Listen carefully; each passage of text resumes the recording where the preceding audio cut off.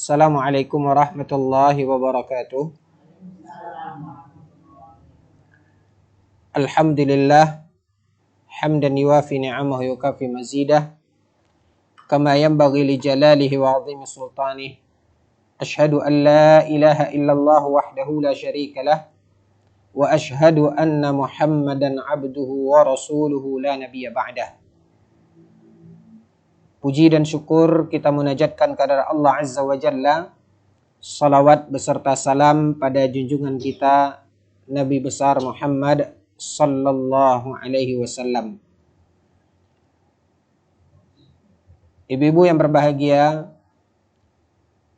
pada pembahasan kita sebelumnya kita telah mengenengahkan bab terkait tentang larangan dari Nabi sallallahu alaihi wasallam seseorang memuji saudaranya dengan ketentuan seperti yang telah kita jelaskan pada dua bab sebelumnya. Dan kita sampai pada bab yang menjelaskan tentang perintah dari Nabi sallallahu alaihi wasallam apabila ada seseorang yang memuji saudaranya, maka lemparkan ke wajahnya atau ke mukanya pasir, kata Nabi sallallahu alaihi wasallam.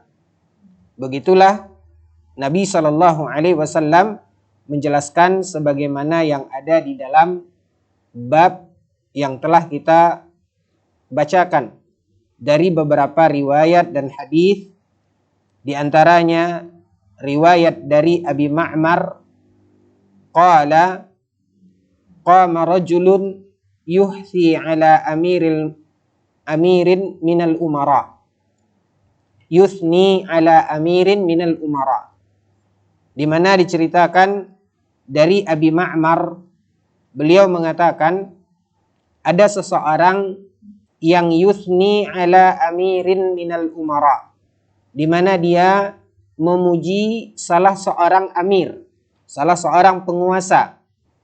Faja'alal miqdad yuhthi fi wajhihi at-turab.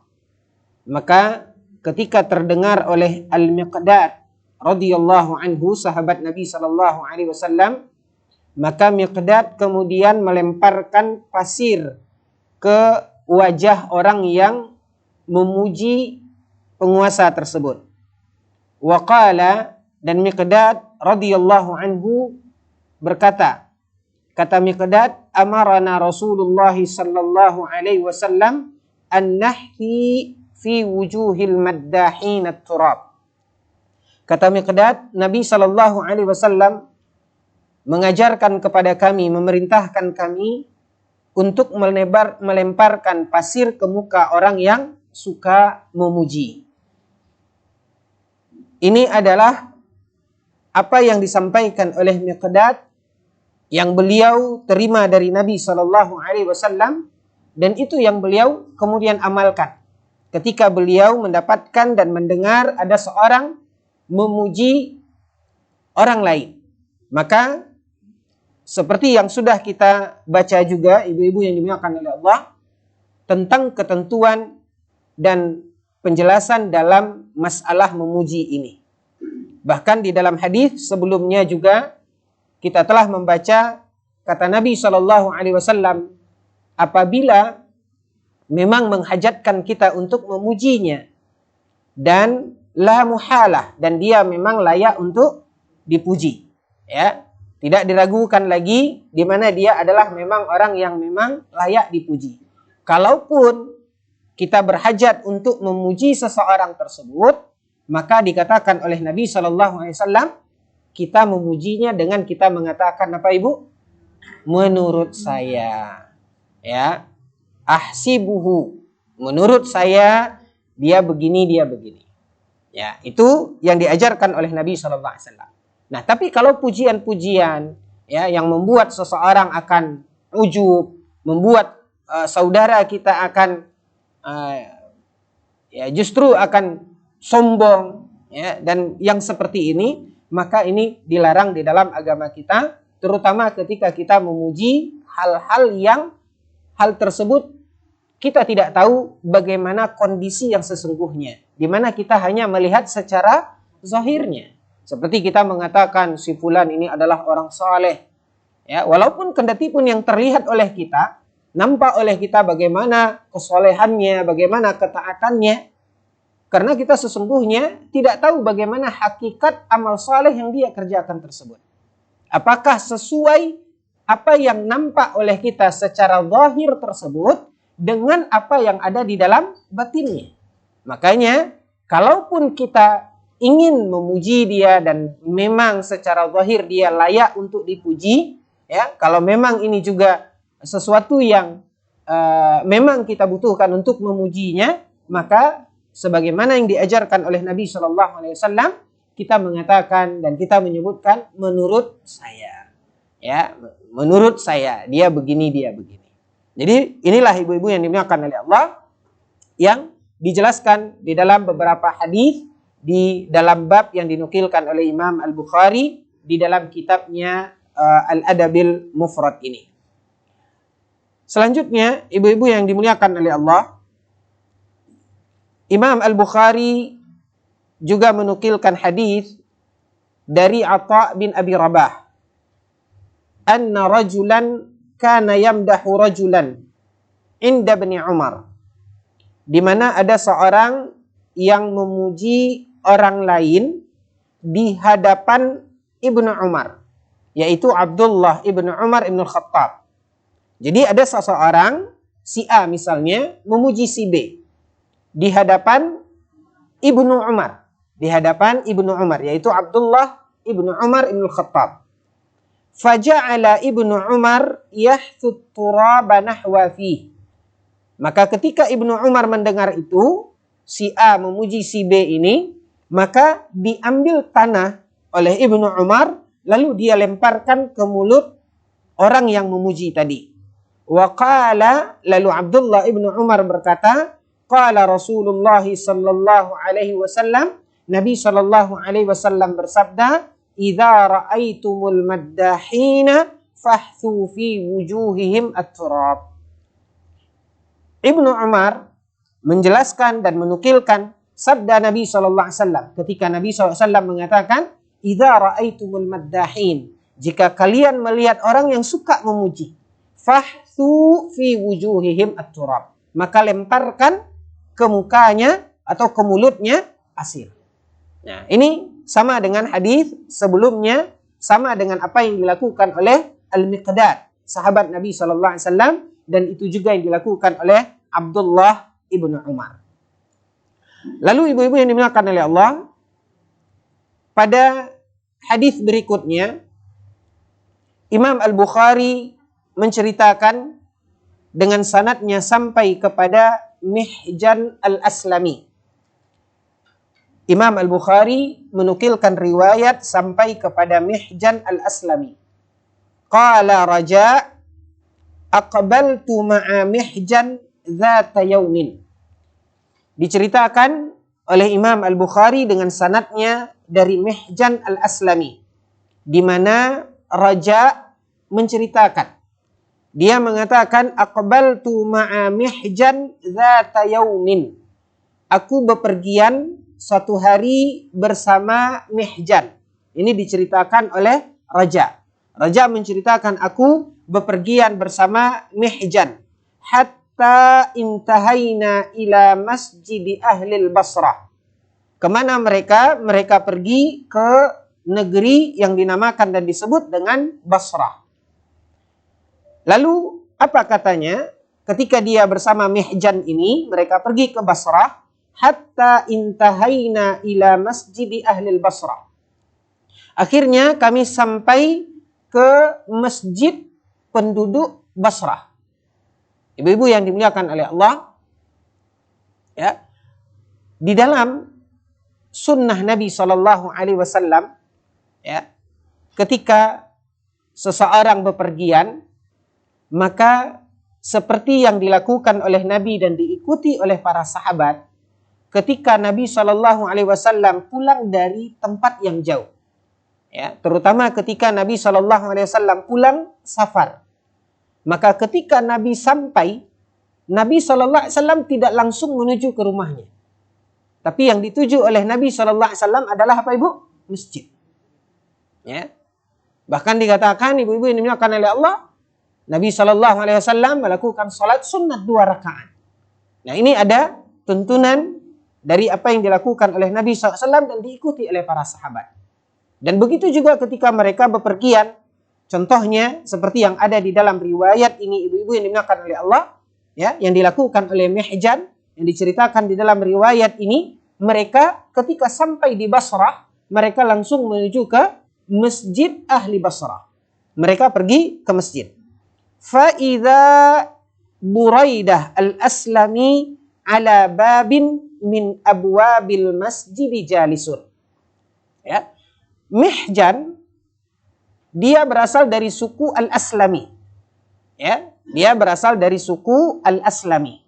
Maka begitu mereka pulang, mereka sampai, dia pergi dan sampai ke masjid ahli Basrah, fa'idha Buraidah Al-Aslami, mereka melihat ada seseorang yang bernama Buraidah.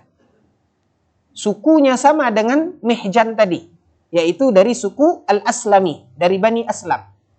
Ala babin min abwabil masjid jalisun. Di mana Buraidah sedang duduk di pintu masjid itu. Jadi ibu-ibu yang dimuliakan oleh Allah, Mihjan datang bersama raja yang menceritakan ini, sampai mereka di Basrah, mereka langsung menuju ke masjid. Begitu mereka sampai di masjid, mereka melihat ada seseorang yang bernama Buraidah Al-Aslami, ya, yang mereka kenal, sedang duduk di pintu masjid. Qala, dan dia berkata, Buraidah ini mengatakan ketika datang Mihjan, dia berkata, wa kana fil masjidi rajulun yuqalu lahu Sakbah. Ya, dikatakan ketika dia melihat, dia datang ke masjid, dia nampak Buraidah duduk di pintu masjid. Lalu mereka masuk ke masjid. Dan ketika itu ada di dalam masjid itu seorang laki-laki yang bernama Sakbah. Lelaki bernama Sakbah. Yutilus shalah. Di mana Sakbah ini, ibu-ibu yang dimuliakan oleh Allah, dia ini terkenal kalau salat itu panjang, lama. Lama berdirinya, lama rukuknya, ya, lama bangkit dari rukuknya. Kalau sujud jangan ditanya bagaimana lamanya.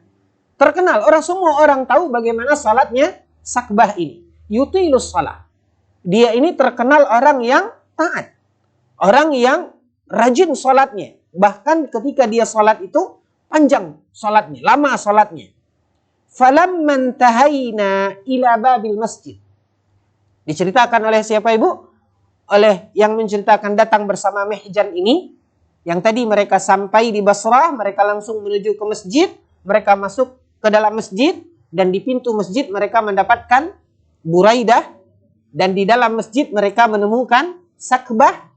Ya. Lalu mereka, ngapain mereka dalam masjid? Ini yang tadi kita singgung.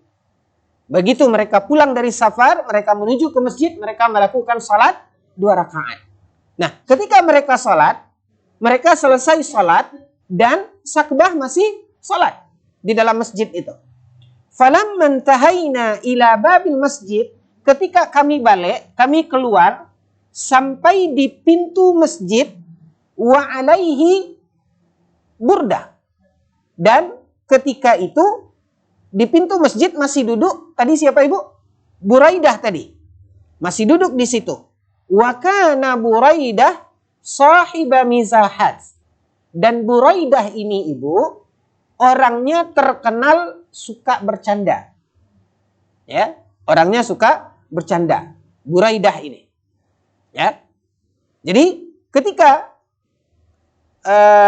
siapa tadi? Mihjan tadi, begitu dia selesai dari dalam masjid, lalu dia keluar melewati Buraidah yang masih duduk di pintu masjid.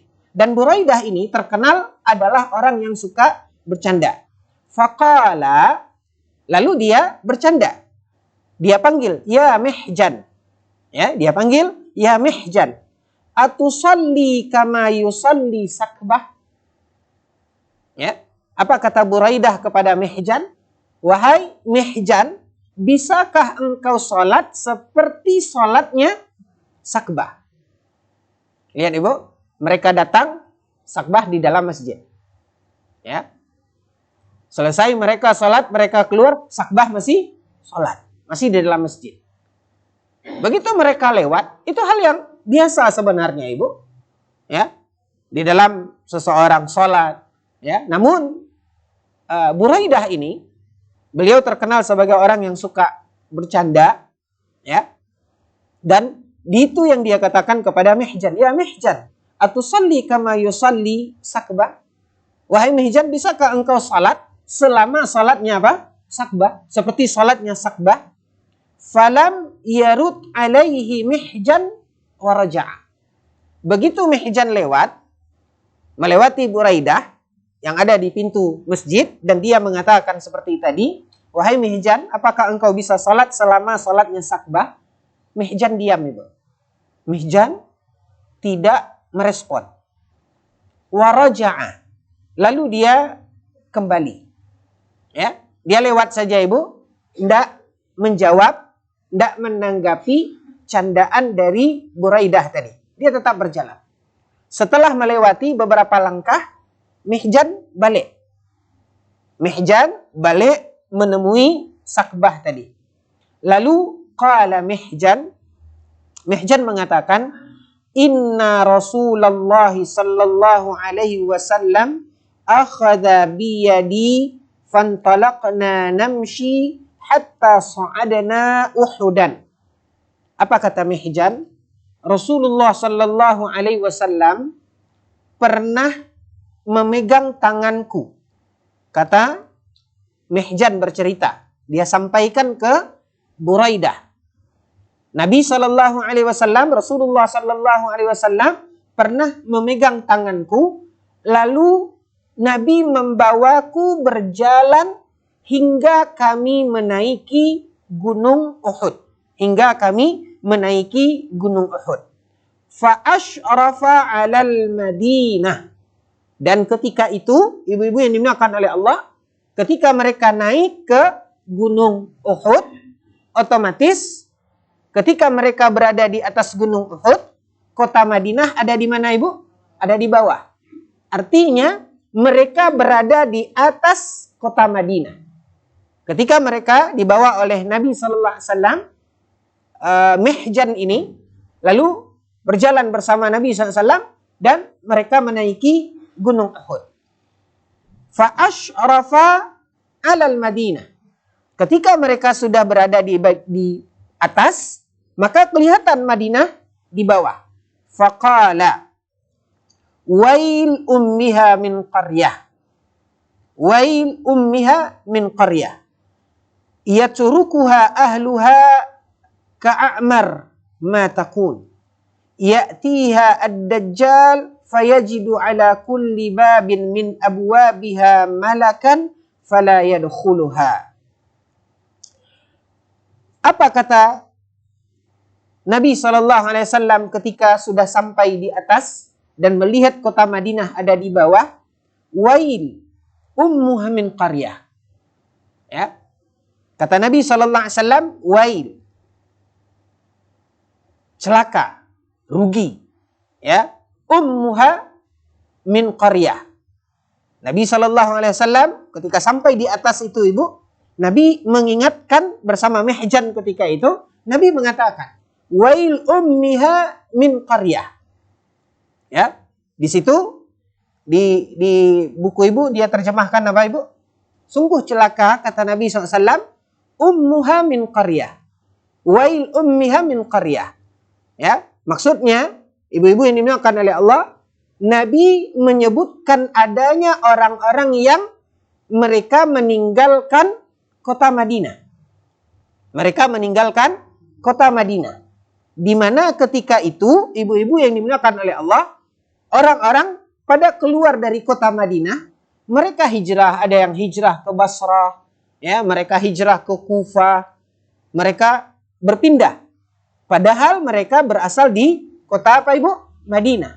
Maka Nabi SAW mengatakan celaka orang-orang yang meninggalkan negerinya.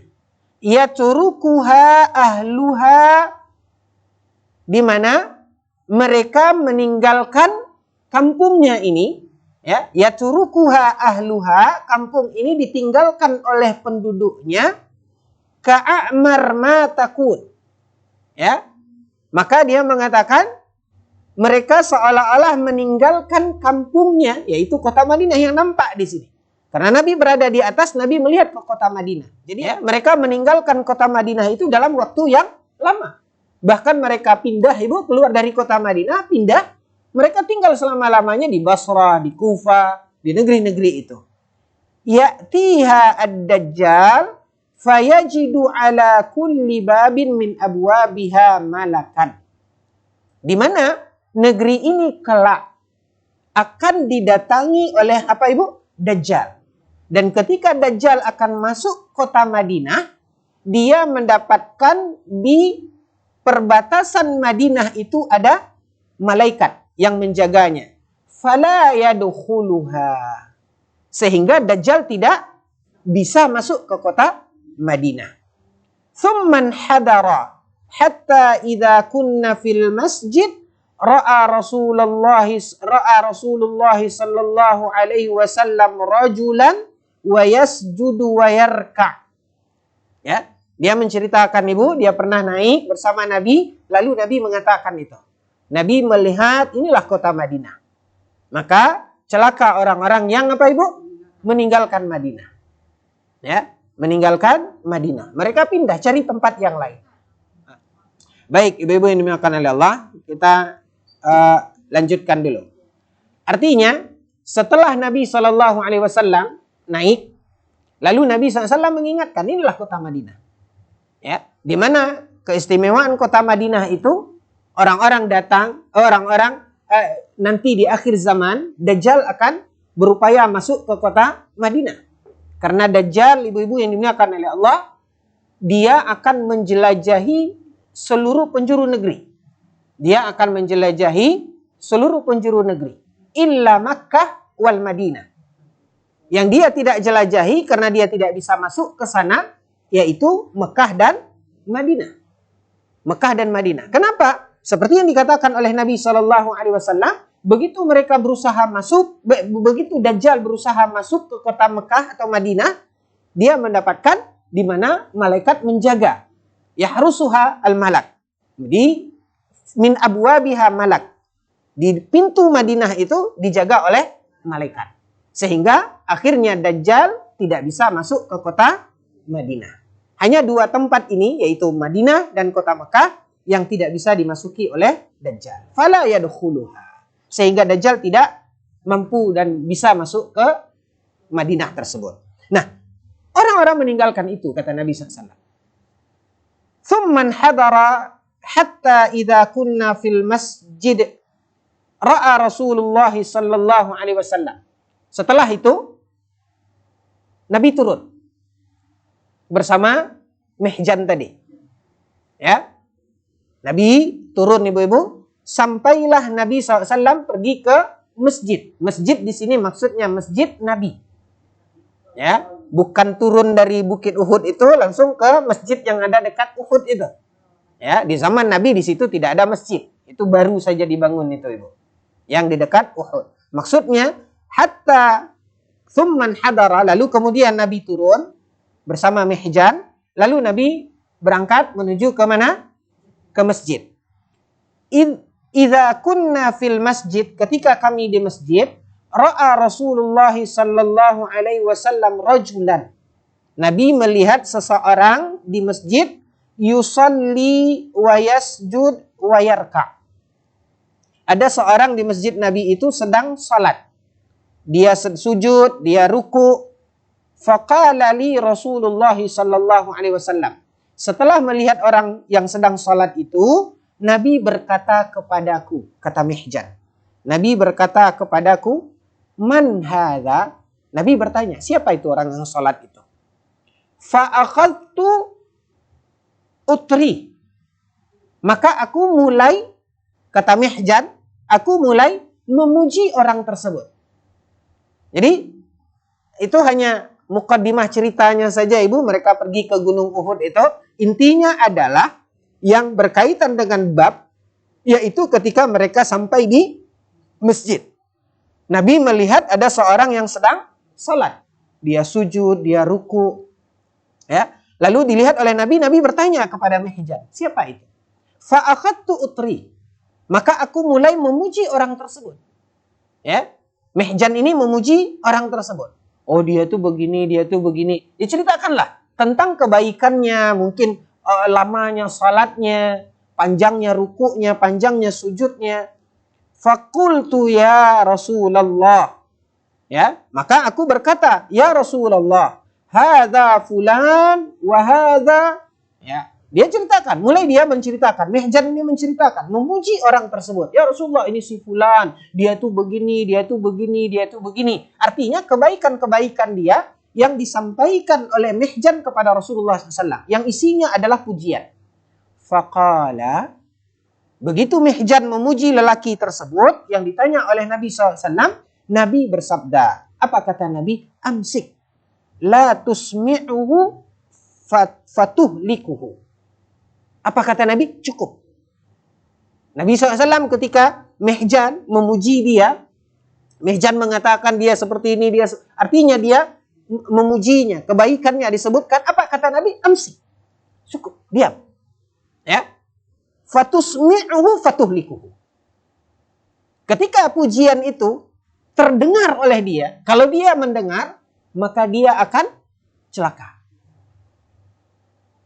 Jadi ibu-ibu yang dimuliakan oleh Allah, inilah alasannya. Kenapa agama kita, dalam bab yang sebelumnya, kenapa agama kita melarang kita untuk memuji? Ya. Kenapa agama kita melarang itu? Karena sesungguhnya itu, pujian itu, seperti yang kemarin juga telah kita jelaskan, pujian kepada seseorang itu justru akan membuat dia celaka. Muncul ujub dalam dirinya. Ya, dia senang, dia bangga pada dirinya. Oh ya, saya soleh. Oh ya, saya begini. Ya, maka ini yang dikatakan oleh Nabi SAW, la tusmi'hu fatuhliku. Cukup, kata Nabi SAW, nanti dia terdengar, justru dia akan celaka. Ya, disinilah ibu-ibu yang dimuliakan oleh Allah, seorang mukmin menjaga kebaikan untuk saudaranya. Ya, tidak dibenarkan oleh Nabi SAW apapun yang kita lakukan yang akan menyebabkan saudara kita itu akan mendapatkan keburukan. Ketika dia dipuji, dia berbangga, dia sombong, kemudian dia ujub di dalam dirinya, maka itu akan menjadi gerbang kehancuran bagi dia. Keburukan bagi orang yang dipuji tersebut. Makanya ibu-ibu yang dimuliakan oleh Allah, inilah kenapa kemudian Nabi SAW menyuruh kalau ada orang memuji tersebut, lempar mukanya dengan pasir.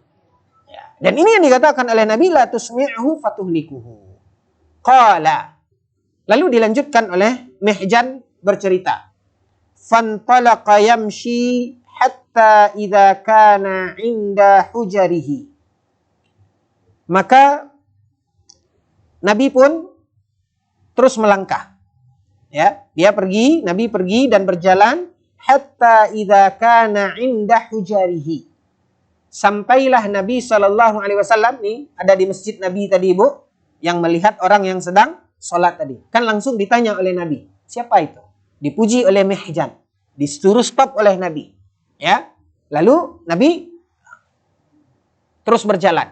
Sampailah Nabi di bilik-biliknya, di kamarnya. Ya, karena rumah Nabi SAW diantaranya yang paling mendekati masjid, yang menempel ke masjid adalah biliknya siapa Ibu? Aisyah, yang di sana dikuburkan Nabi SAW. Lakinnahu nafadha yadayhi thumma qal inna khaira dinikum aisaruhu. Ya, ketika Nabi SAW berjalan, Ibu, berjalan sudah sampai di dekat rumah Nabi, ya, Nabi SAW berkata kepada Mihjan, orang yang ditanya oleh Nabi SAW tadi, yang ada di masjid, ketika dia salat, mungkin rukuknya, sujudnya panjang, ya, sehingga kemudian Nabi bertanya siapa itu orang, ya. Lalu dipuji oleh Mihjan, dilarang oleh Nabi Shallallahu Alaihi Wasallam, langsung Nabi menjauh. Begitu sampai di dekat rumah Nabi Shallallahu Alaihi Wasallam, Nabi mengatakan kepada Mihjan, Inna khaira dinikum aisaruhu. Ketahuilah, kata Nabi, sesungguhnya yang terbaik itu dalam agama kita adalah yang paling mudah. Yang paling mudah. Yang paling gampang. Ya. Inna khaira dinikum aisaruhu. Diulangi oleh Nabi Shallallahu Alaihi Wasallam. Jadi ibu-ibu yang dimuliakan oleh Allah, ya, sama dengan ketika Nabi masuk ke masjid. Nabi melihat ada seutas tali yang tergantung di langit-langit masjid. Lalu Nabi bertanya, ini apa? Lalu orang-orang mengatakan ini adalah tali seseorang yang sholat. Ketika dia sholat malam, apabila dia mengantuk, dia pegang tali itu. Supaya dia bertahan apa ibu? Sholat. Ditegur oleh Nabi. Ditegur oleh Nabi. Dan ada hadis yang lain ibu, yang menceritakan tentang 3 orang yang mengatakan dan memandang bahwasanya apa yang mereka lakukan dalam ibadah itu sangat minim bila dibandingkan dengan ibadah Nabi SAW. Maka untuk mengejarnya, mereka berkata dan bermaksud di dalam hatinya, yang satu mengatakan, ini sa'akumul lail wala anam. Kalau begitu, sholat Nabi SAW, Nabi saja begitu sholatnya. Panjang sholat Nabi. Maka kalau begitu, aku akan sholat malam. Dan aku tidak akan tidur. Yang kedua mengatakan, sa'asumu wala uftir. Kalau begitu, aku akan puasa terus. Dan tidak pernah tidak puasa. Yang ketiga mengatakan, wa inilah atazawwajun nisa. Karena dia melihat, memandang, bahwasanya kalau dia menikah, ini akan melalaikan dia dari apa ibu? Dari ibadah. Ya, maka dia berkata, bertekad, saya tidak akan menikah. Terdengar oleh Nabi SAW. Niat, tekad 3 orang yang ingin apa ibu? Tujuan mereka melakukan itu untuk apa?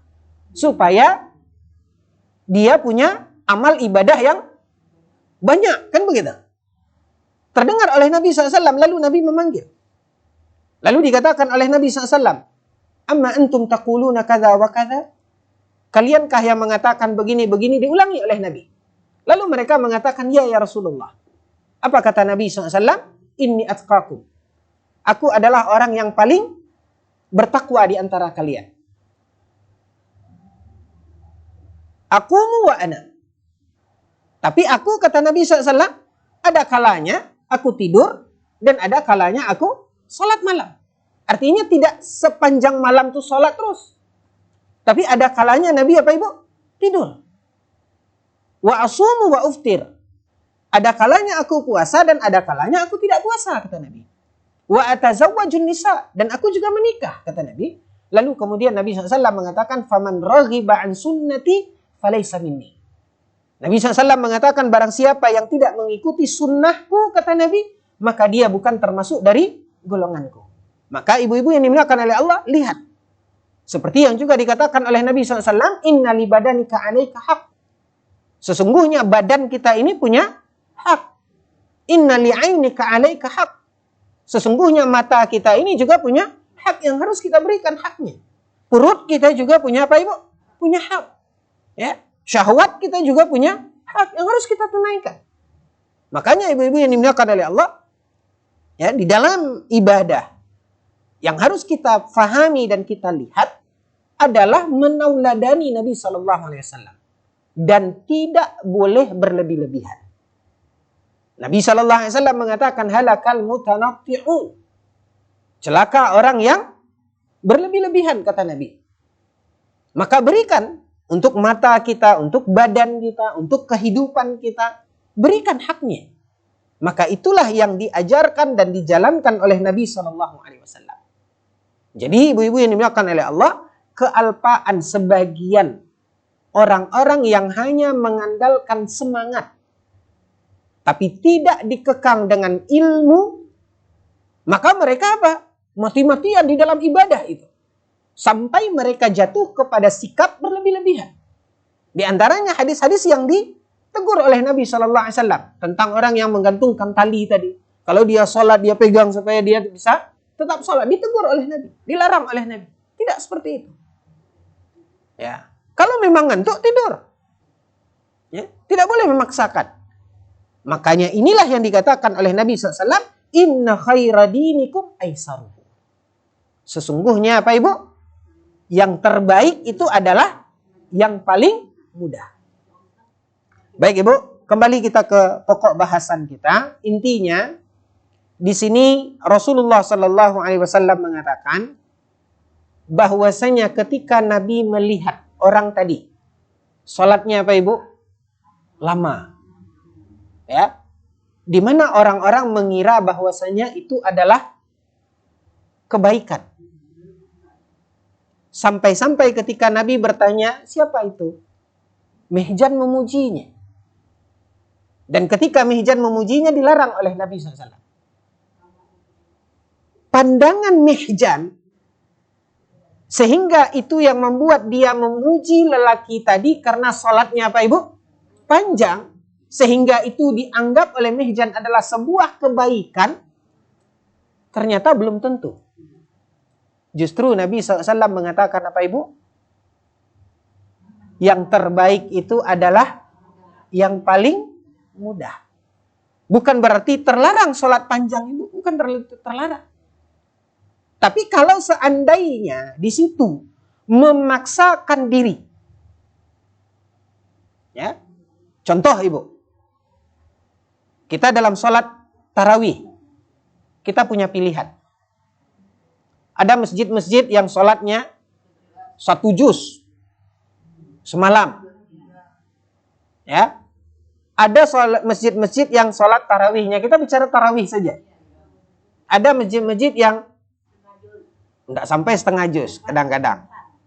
2 ayat ruku, 2 ayat ruku. Ya, ibu.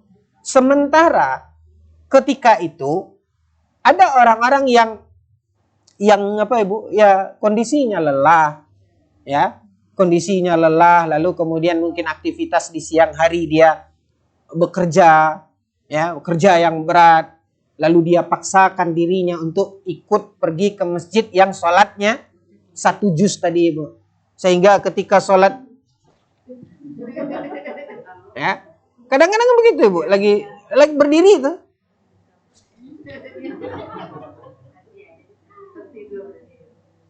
kenapa dia mesti paksakan itu? Kalau memang rasanya dia berat bagi dia untuk itu, mana yang lebih baik dia ibu? Pergi ke sholat yang 1 juz atau yang 1/4 juz tadi? Kalau kan kita yang mengetahui apa ibu? Kondisi kita. Kita yang mengetahui kondisi kita. Maka inilah yang disebut diajar oleh Nabi ibu, dan ini kaidahnya. Bahwasanya yang terbaik itu dalam agama kita adalah aisaruhu. Adalah yang paling mudah. Diulangi oleh Nabi berkali-kali. Ya. Inna khaira dinikum aisaruha. Yang terbaik dalam agama kita ini adalah yang paling apa? Yang paling mudah. Yang paling ringan. Jadi ibu-ibu yang dimuliakan oleh Allah, ini adalah prinsip kaidah di dalam ibadah. Jadi ibu-ibu yang dimuliakan oleh Allah, prinsipnya dalam ibadah ini sebagaimana yang dikatakan oleh Imam Malik. Imam Malik ibu, seorang imam ya yang terkenal, salah satu dari 4 imam mazhab. Beliau menghabiskan waktunya untuk belajar dan mengajar. Ya. Belajar, mengajar. Ada seorang bernama Abdullah bin Abdul Aziz Al-Umari, Al-Abid, sezaman dengan Imam Malik. Abdullah bin Abdul Aziz Al-Umari, seorang yang terkenal dia ini ahli ibadah.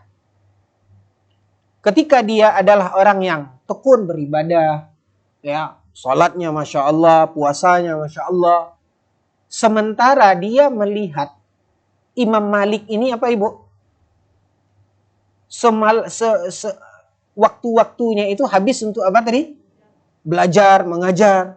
Malam itu, kalau udah belajar itu, baca itu atau menulis itu, habis sepanjang malam itu untuk apa? Untuk belajar. Kalau diskusi ilmiah, berdiskusi sampai pagi. Sehingga Abdullah bin Abdul Aziz Al-Umari menilai bahwasanya Imam Malik ini kurang waktunya untuk apa? Ibadah. Lihat ibu. Sementara dia adalah orang yang tekun beribadah. Dia melihat Imam Malik ini habis waktunya untuk itu aja.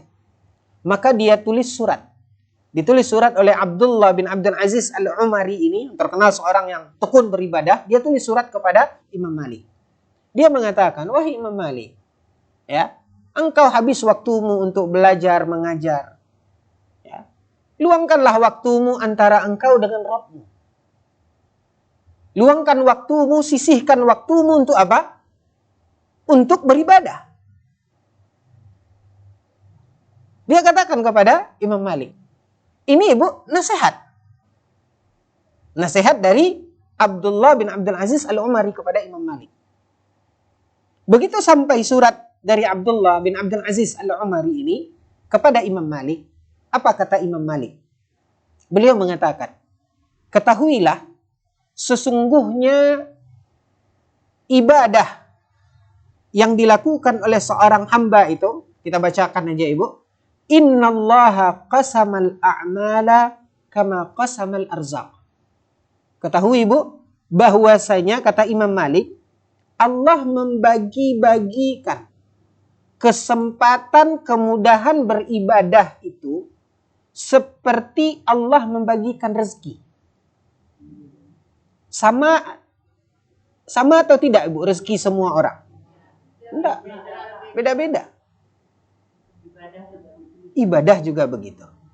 Maka apa kata Imam Malik ibu? Innallaha qasamal a'mal kama qasamal arzaq. Sesungguhnya Allah membagi-bagi kesempatan beramal beribadah itu seperti Allah membagikan apa ibu? Rezeki. Farubba rajulin, bisa jadi seseorang futihalahu fis salah, dimudahkan oleh Allah salat, ya, walam yuftah lahu fis shaum, salat rajin ibu, tapi berat puasa, ya, wa akhar futihalahu fis sadaqah, ada orang yang Allah mudahkan sedekah, ya, walam yuftah lahu fis shaum, tapi puasa. Oh, ada yang mudah puasa, nggak bisa sedekah. Gitu bu. Sama rezeki sama. Ada orang yang diberi oleh Allah Subhanahu Wa Taala rezeki ya dari perdagangan. Ada orang yang Allah Subhanahu Wa Taala beri rezeki dari pertanian. Ya, ada orang yang Allah Subhanahu Wa Taala beri rezeki dari apa ibu? Peternakan. Ini gitu. Ada orang yang berdagang ibu, suruh dia bertani. Ya, ada orang yang bertani, suruh dia beternak. Enggak kembang-kembang ternaknya. Jadi Allah Subhanahu wa taala sudah bagi rezeki-rezeki tersebut. Wa akhar futihalahu fil jihad.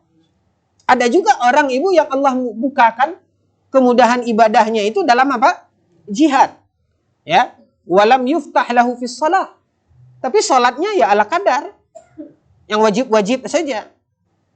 Wa nashrul ilmi wa ta'limuhu min afdali a'malil bir.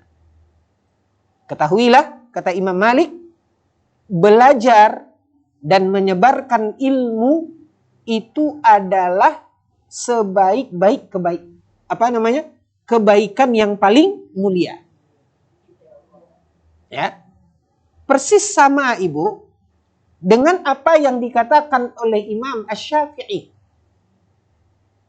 Dari riwayat yang diceritakan ketika Imam Asy-Syafi'i pernah satu malam nginap di rumah Imam Ahmad, muridnya. Sepanjang malam itu Imam Ahmad berdiskusi dengan Imam Asy-Syafi'i. Jadi Imam Syafi'i gurunya Imam Ahmad. Imam Ahmad ini di rumah selalu cerita ke anak-anaknya tentang gurunya. Ya, biasalah dia bercerita ke anak-anaknya, ya guru ayah, gitu. Imam Syafi'i, suka dia menceritakan Imam Syafi'i. Terekam oleh salah seorang putri Imam Ahmad ini. Dan dia ingin tahu seperti apa sih Imam Syafi'i ini. Maka suatu ketika Imam Syafi'i datang malam-malam ke rumah Imam Ahmad. Mereka berdiskusi sepanjang malam. Ya. Nah, begitu mereka berdiskusi sepanjang malam sampai azan subuh. Langsung mereka pergi ke masjid. Diperhatikan oleh putrinya Imam Ahmad ini. Maka begitu Imam Ahmad pulang dari sholat subuh, langsung putrinya ini menyampaikan unek-uneknya kepada ayahnya. Kata ayah, guru ayah tuh soleh, hebat. Tadi malam aja ndak ada dia sholat tahajud. Cuman ngobrol, diskusi gitu. Ya, dia sebenarnya ada 3 kritikan putri Imam Ahmad itu. Yang pertama, dia lihat apa yang disuguhkan kepada Imam Syafi'i dimakan terus oleh Imam Syafi'i, diminum, dihabiskan. Ya. Ini satu kritikannya. Maka dia katakan, kata ayah, guru ayah hebat. Saya punya 3 kritikan. Apa itu? Pertama, guru ayah ini TST. Terletak santuan tarik. Ya, apapun yang diletakkan disantuang. Yang kedua, guru ayah katanya soleh. Tapi dia tidak sholat tahajud. Yang ketiga, begitu azan subuh, guru ayah ini langsung ke masjid. Tidak ambil wudhu. Tersenyum Imam Ahmad. Apa kata Imam Ahmad? Sebenarnya ayah tahu jawabannya. Tapi tidak masalah, ayah sampaikan kepada guru ayah. Begitu disampaikan kepada Imam Asy-Syafi'i, lalu Imam Asy-Syafi'i menjawab. Yang pertama, apa kata Imam Asy-Syafi'i? Beliau mengatakan, saya berada di rumah seorang imam. Yang saya yakin, begitu pujiannya, padahal ini muridnya. Dia mengatakan, saya berada di rumah seorang imam, ya, dan saya yakin apapun yang disuguhkan di rumah imam itu pasti halalan thayyibah. Ya.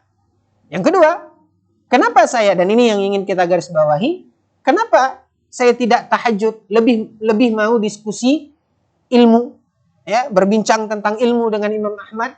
Apa kata Imam Syafi'i? Karena kalau saya sholat, itu kebaikan hanya untuk diriku. Tapi ketika aku belajar, berdiskusi, maka itu untuk diriku dan juga untuk orang lain. Lihat Ibu.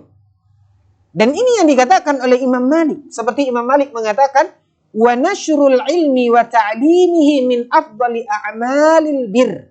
Ketahuilah sesungguhnya berbagi ilmu itu adalah amal yang paling afdal.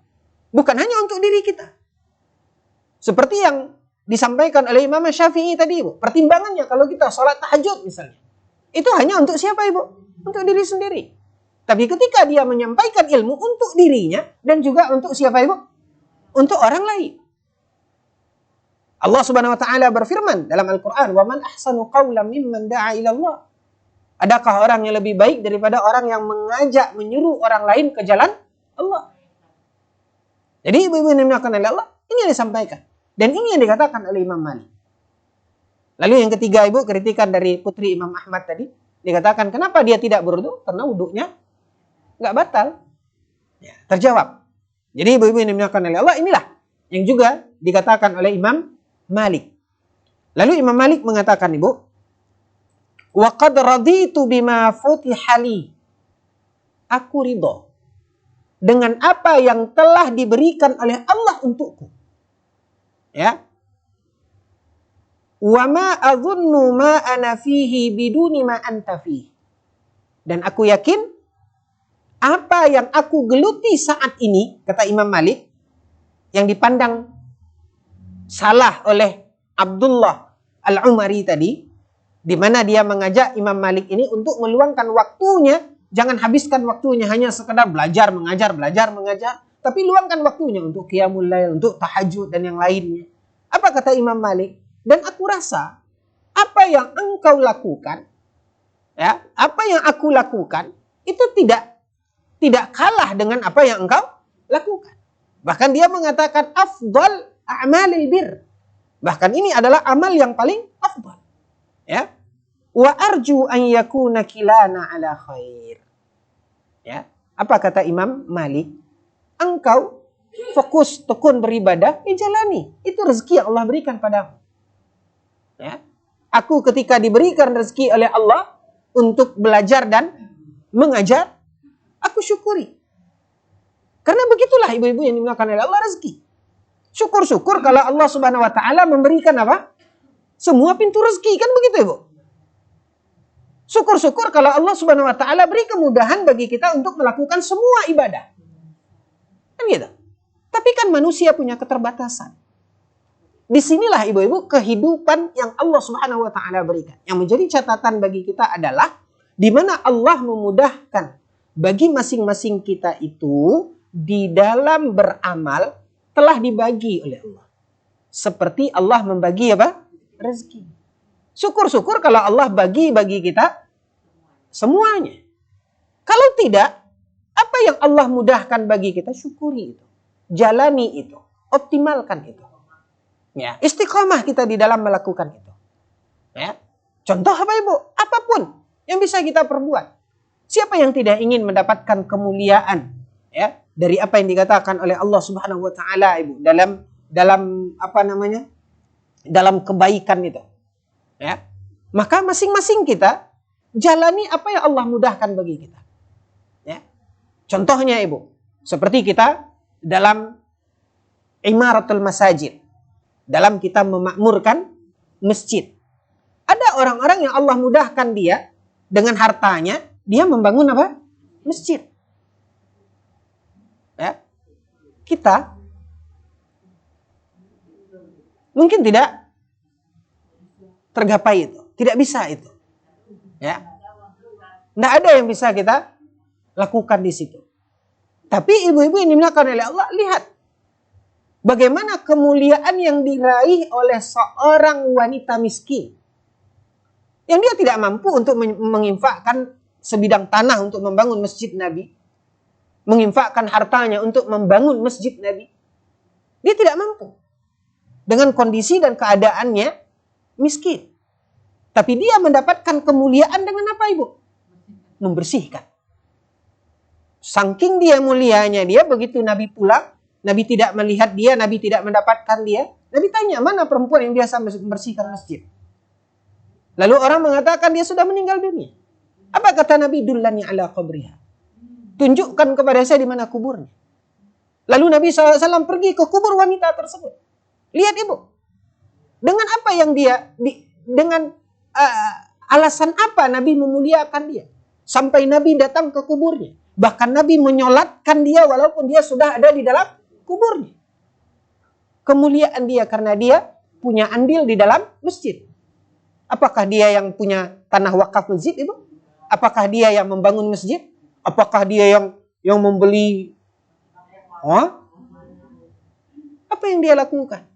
Membersihkan. Jadi inilah dia ibu-ibu yang dimuliakan oleh Allah. Jangan pandang remeh. Jalan, pintu yang Allah Subhanahu wa taala mungkin mudahkan bagi kita, jangan pandang remeh. Ya. Belum tentu, Ibu. Mungkin ketika misalnya orang pasti akan memandang, oh si fulan membangun masjid. Ya. Apakah itu sebuah kemuliaan? Tapi apakah ketika hanya ada orang yang hanya mampu, apa, Ibu? Setidaknya begitu dia masuk masjid ada nampak sesuatu yang mengganggu, yang kotor, dia bersihkan semampu dia. Ya. Apakah akan kalah dengan ibadah orang yang membangun masjid dari A sampai Z tadi? Belum tentu. Ya. Lakukan apa yang mampu dan bisa kita lakukan. Kenapa? Karena Allah Subhanahu wa taala telah memberikan kemudahan dalam amal itu seperti Allah bukakan rezeki. Allah bagikan rezeki. Jadi syukuri, jalani apa yang bisa kita lakukan. Ya. Apa yang bisa kita perbuat, Ibu? Ada ya seperti contohnya, Ibu. Seperti dalam dakwah. Ya. Ada kawan-kawan yang ingin mensupport dakwah itu dengan apa? Ya seperti ini. Bagaimana kita menyebarkannya di media. Mereka tidak punya ilmu, mereka tidak punya kemampuan untuk mengajar, untuk berdakwah. Tapi dia bilang, udah, ini harus disebarkan. Di bidangnya, di bidang IT dia. Bagaimana dia mensupport dakwah tersebut. Jadi masing-masing itu punya apa, Ibu? Punya andil dalam dakwah. Syukuri dan jalani itu. Ya. Dan jangan pernah kita menganggap remeh. Bahkan ada kawan-kawan, Ustaz, ajak-ajaklah saya, Ustaz, kemana Ustaz ngaji, Ustaz? Biarlah saya bawa buku, Ustaz. Ingin punya apa, Ibu? Punya andil. Ya. Kalau Ustaz kemana-mana ajak saya, Ustaz, biar saya nyetir. Nah, gitu. Ada kawan-kawan yang itulah dia, Ibu.